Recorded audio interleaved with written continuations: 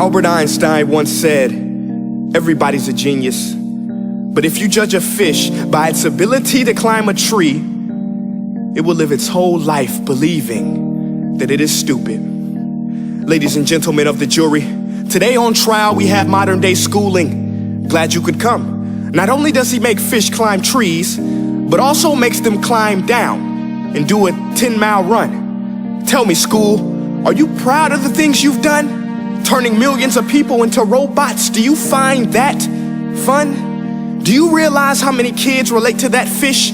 Swimming upstream in class, never finding their gifts, thinking they are stupid, believing they are useless? Well, the time has come, no more excuses. I call school to the stand and accuse him of killing creativity, individuality, and being intellectually abusive.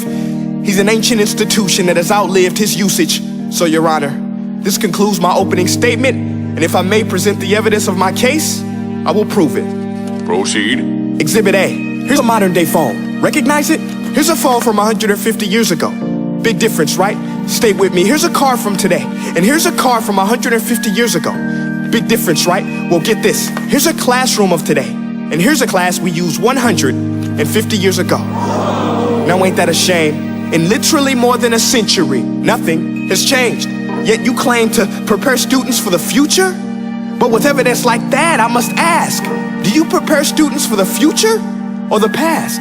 I did a background check on you and let the record show that you were made to train people to work in factories, which explains why you put students in straight rows, nice and neat, tell them sit still, raise your hand if you want to speak, give them a short break to eat, and for 8 hours a day, tell them what to think. Oh, and make them compete to get an A letter which determines product quality, hence grade A of meat. I get it. Back then, times were different. We all have a past. I myself am no Gandhi. But today, we don't need to make robot zombies. The world has progressed. And now we need people who think creatively, innovatively, critically, independently, with the ability to connect. See, every scientist will tell you that no two brains are the same. And every parent with 2 or more children will confirm that claim. So please explain why you treat students like cookie cutter frames or snapback hats, giving them this one-size-fits-all crap. Watch your language. Sorry, Your Honor, but if a doctor prescribed the exact same medicine to all of his patients, the results will be tragic. So many people would get sick, yet when it comes to school, this is exactly what happens. This educational malpractice, where one teacher stands in front of 20 kids, each one having different strengths, different needs, different gifts, different dreams, and you teach the same thing the same way? That's horrific. Ladies and gentlemen, the defendant should not be acquitted. This may be one of the worst criminal offenses ever to be committed. And let's mention the way you treat your employees. Objection. Overruled. I want to hear this. It's a shame.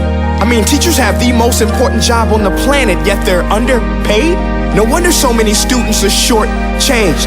Let's be honest, teachers should earn just as much as doctors, because a doctor can do heart surgery and save the life of a kid, but a great teacher can reach the heart of that kid and allow him to truly live. See, teachers are heroes that often get blamed, but they're not the problem. They work in a system without many options or rights. Curriculums are created by policymakers, most of which have never taught a day in their life.